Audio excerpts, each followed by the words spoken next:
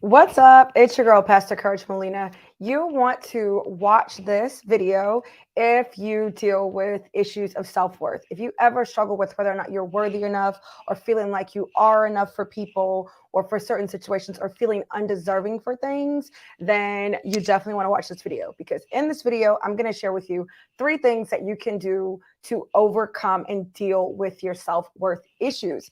I, again, am Pastor Courage Molina. This is Bold Faith Community Church. I'm so excited that you would join us tonight for TGIW. I think I want to start a new series for Wednesdays. I kind of did the author series for a while, and then I came back from the retreat. But I think I want to do a series, like a freedom series or like breakthrough, because I really want you guys to have a breakthrough. There are so many things and struggles that we all face. We all have issues. And as we address those issues and overcome them, it helps us to become bolder, more confident, and courageous enough to go after the life that God has called us for. There are so many things that set themselves up to keep us from living our best life. And I want to help you tear those things down, get free, get a breakthrough so that you can, courageously level up in your life or in your business, and most certainly in your faith. If you are new to this channel, go ahead and hit that subscribe button. If you're watching live, let me know where you're tuning in from. You can also DM me some of the things that, if you'd like some advice on some of the issues that you feel like are keeping you from leveling up, you can drop those in the chat, or you can send us a message so your girl can do a video on that, because I want to equip you. I want this to be a channel where you can get equipped. All right, let's get into it. So I'm not a stranger to self-worth issues. I'm someone who has overcome depression, and I'm currently healing from anxiety. And one of the things that I know to be true about depression is that it's not something that happens overnight, but a lot of times it's attached to our identity, because we don't know who we are, because we are having some identity issues. See what I told you? There's a lot of issues out here. Those identity issues can lead to an issue of self-worth. So because of who I think I am, or because of who I think I'm not, I believe that I'm unworthy of something, or I don't think that I deserve great things. And so that impacts how I go after them. Now, healing is a process. It is not something that's going to happen overnight. So while I plan to give you the 3 things that you can do to really help you on this journey to overcome your self-worth issues, I want you to give yourself some time and some grace. It didn't take you 2 days to get here. It's going to take you longer than 2 days to get free of it, to get your breakthrough. But your breakthrough is coming. I want to tell you right now, you are so worthy. I know you're probably rolling your eyes. You're like, I did not watch this video to get some false sense of encouragement. I actually came here to get some tools. Stay with me. I promise you, I'm going to get you those tools. But I just want to start by saying you're worthy. In case you haven't heard it, in case you're having a rough day today when you're watching this video, I want to start by saying that you are worthy. How do I know that you're worthy? Let me tell you. I think the issue with worthiness is that we look at the worth of things that are commercial. We look at a commodity, right? So a television or a car or diamonds or jewels or a designer bag. We're looking at things, material things. And based on what the material thing is, and the times and the trends and the people, the worth of that thing seems to change, right? We'll be like, oh, well, that car is not worth that to me. Or those shoes aren't worth that. I would never pay that for that bag. I would never go through all that trouble just so I could fill in the blank. And so it kind of leads us to a place where we think that worth is just something that fluctuates all the time, or kind of depends on a different situation or somebody else's opinion, or even our opinion. That might be true for things. It's not really. But you might feel that way about material things. That is not true about people. Let me explain to you what worth really is about. The worth of something, okay? The worth of something is determined by its identity, right? If I'm trying to figure out what something is worth, I need to be able to identify it first. I need to look at its craftsmanship.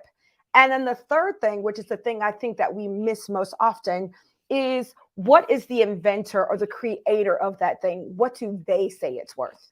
Okay, so let's look at a Tesla. Okay, it's a car, it's a smart car. Look at the craftsmanship, the materials it was made with. Then we have to look at the creators of Tesla. We have to go to them. They tell us what it's worth. Now, you may not value it at the same price that they do. You may not agree with how it's valued. And so for you, the value isn't there, but its worth does not change. Tesla does not change the price to meet what you think it should be worth, right? It doesn't change its price. It is based on the creator. It also doesn't change because you can't afford it or because you don't understand its worth. The worth is still the same thing, right? And because it is something that is deemed worthy by the creator or the owner of that thing, the person who owns or is in possession of it, they do things like protect it. Why? Because they understand the worth of it, even if you don't. My husband has all of these comic books upstairs in his closet. He's got all these comic books. I don't know if they're worth anything. He's also got these like model cars, and he's got these cards, some like baseball cards or something. And so when it was time for us to move, I'm like, I want to throw these out because I feel like they're just taking up space. You don't even look at them. He's like, oh, those are, comic books. They have value. They have worth. I'm like, these comic books are probably not worth anything. Now, let me tell you, me saying that they are probably not worth anything means nothing to him. He has them in a box. They are sealed in plastic bags. You know why they're sealed in plastic bags? They're sealed in plastic bags because he wants to protect them. He doesn't allow anybody to use them, misuse them, to take them out, to touch them, because he wants to preserve them. He doesn't want them to be misused or damaged in any way. Now, my husband goes through more trouble to protect his comic books than some of us go to protect ourselves. I'm going to say that again. My husband goes through more trouble to protect his comic books that have a value to him, they are worthy of protection and all of that. They have a high value to him. He's willing to put in more work to protect those things than we are willing to put in to protect ourselves. I know that you are worthy because I know who you are. I can identify you. I may not know you personally, but I can identify you. You are a child of God. Okay, so that's your true identity. You are a child of God. I can look at your craftsmanship. You were fearlessly and wonderfully made. You are a remarkable work. You are made by the hand of God. He used the best materials when he made you, and he made you in his image. So the design is top notch. Okay, and then the cost.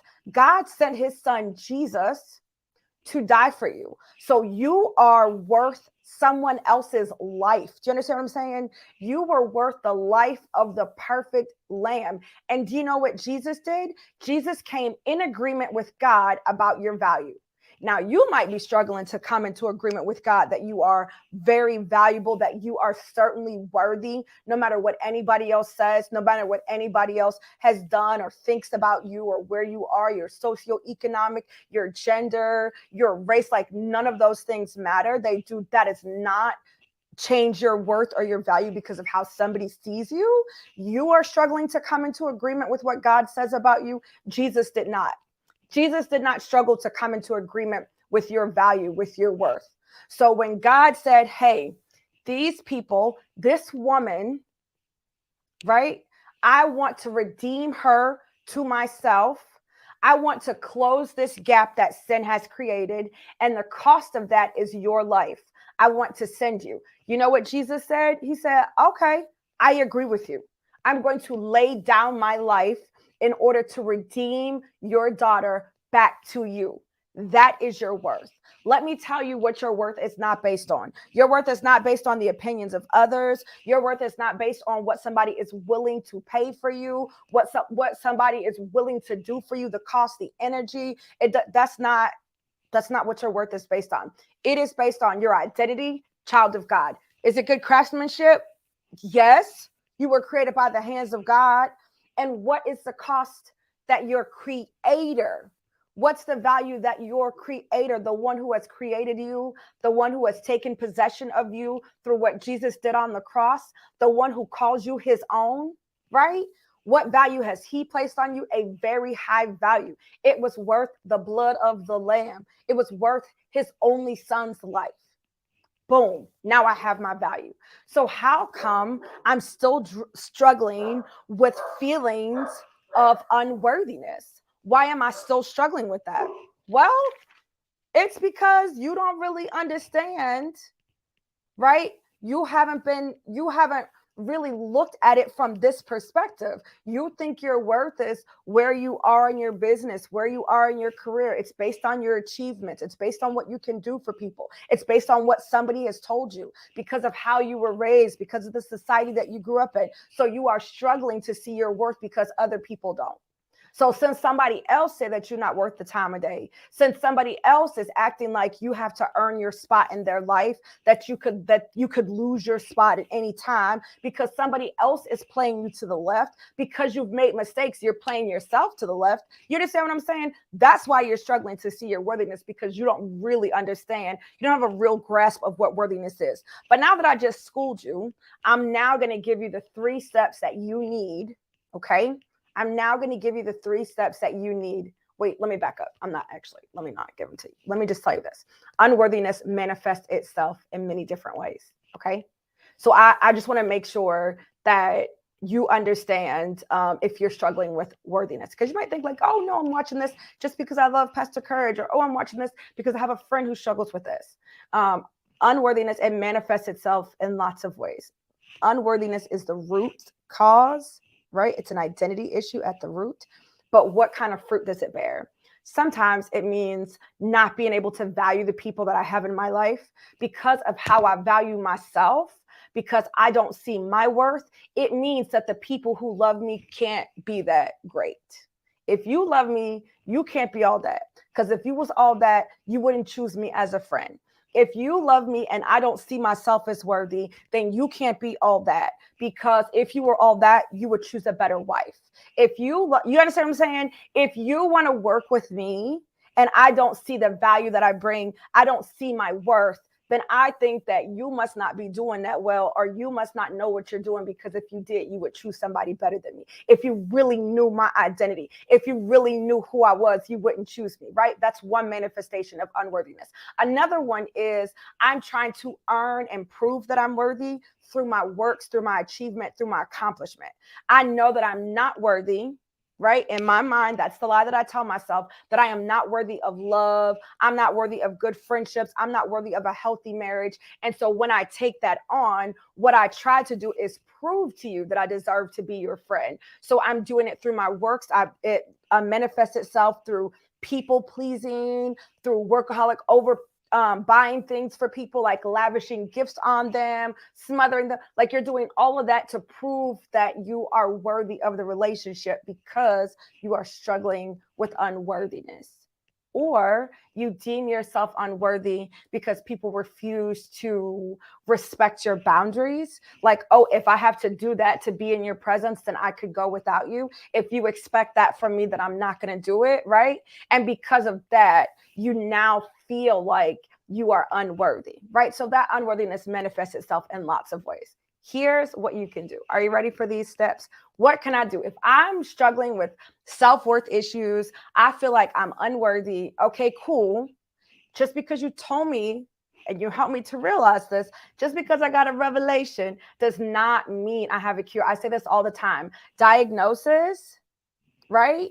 Diagnosis is not a cure. Just because you can see what's wrong with you, just because you know that you need help and you know what the prescription is, does not mean that you are healed. You have to know the steps to take, right? So great. Now you can see that you're struggling with like unworthiness in some area of your life. Now, what do you need to do? The first thing you have to do, and it's not like a quick thing, is you have to reprogram your mind. I want to use the word reprogram, retrain, rewire. Because when I think when we think of like a mindset shift, or maybe it's just me, when I think of a mindset shift, it seems like it's just an easy thing, right? So I just shifted the computer from here to here. It was an easy thing. I just shifted it a little bit. Seems like easy. And so when I say I'm going to do a mindset shift and it doesn't happen right away, or I find myself going back to those same thoughts, and I find myself going back to those same patterns and those same, behaviors and things like that, then I'm like, dang, I didn't do it. Or here it is piling on more unworthiness. But when I tell you, you need to rewire your brain, that helps you to understand that it's going to be a little bit more complicated than just making a shift. It is a mindset shift, but that shift comes as a result of rewiring your brain. So your brain creates these grooves. There are these grooves created in your brain when you do something over and over and over. Have you ever, like, one time I've moved a lot of times, but we moved into this house, and we had probably lived in this house like 2 months, and I was driving home from work, I went to the old house. I wasn't even thinking. I just drove, went to the old house, pulled right up in the driveway, and I was like, oh, actually do not live here. Actually, how did that happen? You ever driving and you're like, your mind's on 1,000 things, you think about the grocery store, you think about whatever, and then you end up to your house, you don't even really remember how you got there, right? It's because there's this groove that's been created in your mind, in your brain, and so you can low-key do it without even thinking. Well, that's what has happened with you with your negative thoughts. It's been reinforced by your experience. You've gathered evidence to prove that you are unworthy. Every broken relationship, every failed launch, every difficult situation, you've just pulled those things in and you've used that evidence, and it's created these grooves in your brain. The beautiful thing about the creator, God, right, is that our brains can be rewired and you can have new grooves. But those grooves are there from repetitive thoughts. Right? I think this thing all the time. I'm getting this message all the time. So that means that rewiring requires a what? Renewing of your mind. You have got to have a daily renewal of your mind where you are reminding yourself, maybe you want to write this down. I know that we have affirmations about who we love and who we're going to be and all of those things, but you need to have affirmations that speak specifically to the rewiring that needs to happen in your brain, right? You need to have affirmations that speak specifically to the rewiring that you need to have in your brain. So not just these super cute affirmations, but affirmations that actually speak to the struggle, right? And so maybe consider affirmation like, I am a child of God. I am fearfully and wonderfully made. And I am so valuable that Jesus gave his life for me. I am worthy. I am more than worthy because I'm a child of God, because of my relationship to God, because God sent his son to die for me. I know that I'm worthy no matter how this launch turns out. No matter how this pitch turns out, I know that I am worthy because my worth is tied to my identity as a child of God. And God did all the things to make sure that I could be called his daughter. Right? Maybe your affirmations need to be along those lines, right? But you need to rewire your brain. And one of the ways to rewire your brain is the daily renewing of your mind. You can do a Google search of what God says about you. I have a Bible study guide. I'll drop it somewhere that you can get about identity, right? That's one of the first power principles in the book, identity, and our self-worth issues that's tied to identity. Okay. So looking at scriptures that reinforce your true identity instead of the identity that you have adopted as a result of like life experience, labels, decisions you've made, mistakes, whatever. Okay. So that's the first thing you want to overcome self-worth issues. You have got to rewire your brain, and that requires a daily renewal. I suggest you do it through affirmations. The second thing, you need to set boundaries. Okay. So you're going to start in your mind first. Okay. You're going to start in your mind. And then you're going to set boundaries for other people. Okay. You're going to start with your mind, and then you're going to set boundaries for other people. What do I mean when I say boundaries? Things that you are no longer going to allow. I don't allow for small children to play with my phone. I don't allow the dogs to be in my office when I'm not in here. I don't allow for people who can't drive to drive my car. Boundaries. I don't allow children who are too small to like eat in my car, right? I have boundaries. Why? Because I want to protect this thing that has worth. You have worth. Set boundaries for how people can speak to you, the expectations that you have, and you don't have to do any explaining if you don't want to. Certainly you can if you feel like the relationship warrants it, but you don't have to give an explanation. These are my boundaries. This is how I want to be treated. This is how I want to be spoken to. These are my non-negotiables. I will not stay in places where this is happening. I will not go to places where this is happening.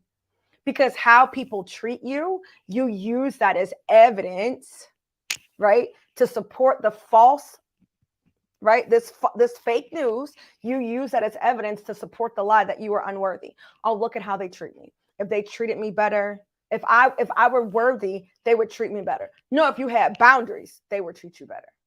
I don't know what kind of phone you have. I have an iPhone 12. I know they got like the 13, 14 out. Got the iPhone 12. And I have this thick case on it. It's very big. It's not like the biggest case that you could get, but it's really, really good. But it's bigger than the cutesy ones, which means that I can't use it with a lot of stuff. So there are like certain tripods I can't use. There's a new thing I just bought. I can't use the new thing unless I take the case off. It's a lot. Right? Sometimes I can't use it with the ring light unless I put something in front of it. Why? Because I got this big old case on it. But you know why I got this big case on it? It's a boundary. It's to protect it because I know the worth. Even if some kid comes in here and doesn't know the worth of my phone, I do. So I'm not going to let you play with it. I'm not going to let you misuse it. And you definitely not taking it out of the case. My cousins come, my little cousins come. My husband has never taken those comics out for the kids to play with, look at, read. And my little cousin Miles, he likes superheroes. My husband has never once taken those things out and said, oh, Miles, why don't you? Why? It's not because he doesn't love Miles. It's not because he doesn't want to hang out with Miles. It's because Miles does not understand the value, the worth of those things. Miles is not a bad kid. He just doesn't understand the worth of those things. So we have to set boundaries, see those boundaries, not so much as rules, right? But more as a fence to keep you, to provide this protected space around your mind, around your heart, your emotions. Oh, there are some conversations I'm not getting into. There are some things I'm not going to discuss. There are some things I'm not going to allow you to say to me. No, this is my boundary. I remember when I changed my name, I legally changed my name to Courage. There were people who, first of all, and Courage was my nickname, by the way. I didn't just give myself that name. I didn't choose that name for myself. The Lord gave me that name through my grandma Carolyn when I was like 6 months old. Okay. So when I decided to legally change my name because the Holy Spirit led me to do so, there were people in my life who were like, they were not going to call me Courage. Guess what? Anybody who don't call me Courage, I don't talk to. Now, if they forget, that's cool. But saying I refuse to respect your boundary, child, I don't care I don't care what our relation is. You're going to put some respect on my name. That is a boundary that I have. No, I'm not going to do that. It's not happening. No.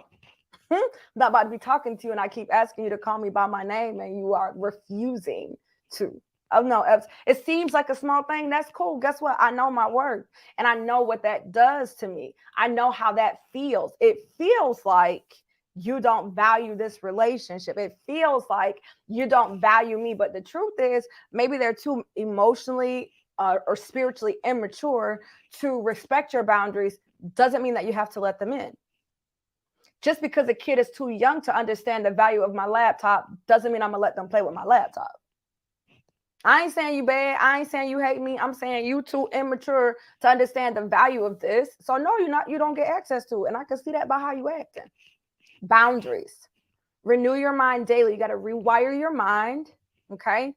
Set boundaries for how people are going to treat you because you know your worth even when other people don't see your value. That's why you're setting boundaries. I know my worth. So even though you can't see my value, that's okay. These are my boundaries. I'm not having sex before marriage. Even though you don't see my value, that's okay. It doesn't mean that I'm not worth being wifed up, right? And I'm talking to my single ladies, right? It doesn't mean I'm not worth being wifed up because you won't do it, that's not what that means. It means that you don't see my value. Cool. Doesn't change my value. Boundaries. Period. And the third thing that you want to do is set standards and expectations for how you will treat yourself. Set standards and expectations for how you will treat yourself. Set a standard and expectation for yourself as it relates to your self-talk. Stop talking to yourself like you wouldn't talk to your best friend. Stop doing that. You are worthy and you deserve to be treated with respect by yourself. Okay. You deserve to treat yourself with respect. Have a standard for self-care. Stop letting yourself go. It's like you don't think you are worthy of good. Y'all know these dogs don't know how to act. It's like you don't know that you are worthy of good things. Like you don't deserve to look good, feel good, smell good, eat good. Have a standard for yourself, for self-care, and show yourself some compassion. Have some grace for yourself because you are worthy of it. Right? So I'm just going to recap those 3 things before I get out of here.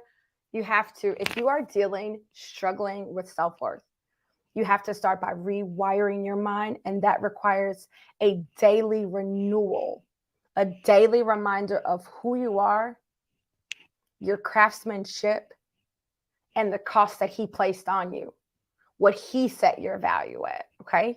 Remind yourself of that every day.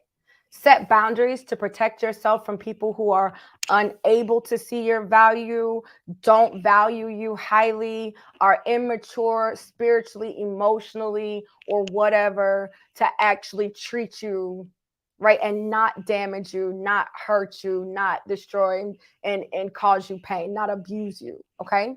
Set boundaries to protect yourself, because when you realize your worth, think about the things, how you treat things that have high value in your life. Do that for yourself. Third, but certainly not least, set standards and expectations for how you will treat yourself. I truly believe that how we dress, and I'm not talking about your style. I don't care what your style is. I'm talking about how you dress, how you take care of yourself, what you put into your body. I think that really speaks to how you see yourself. And I'm not even talking like health and wellness. I'm just saying, like, sometimes we are just so like, oh, I'll just take this. I'll just take that. I'll just take that. I'll just wear this. I don't really like it. I don't really want it, but I'm just going to take it. That's okay. They doing all that barking because it's time for me to get out of here anyway. I hope this has blessed you. If you liked it, go ahead and hit the like button. And listen, we're not done. TGIW is not done. Gone on over to the A&O show as TGIW continues. All right, I love y'all, and I will see y'all on Saturday for church. Bye.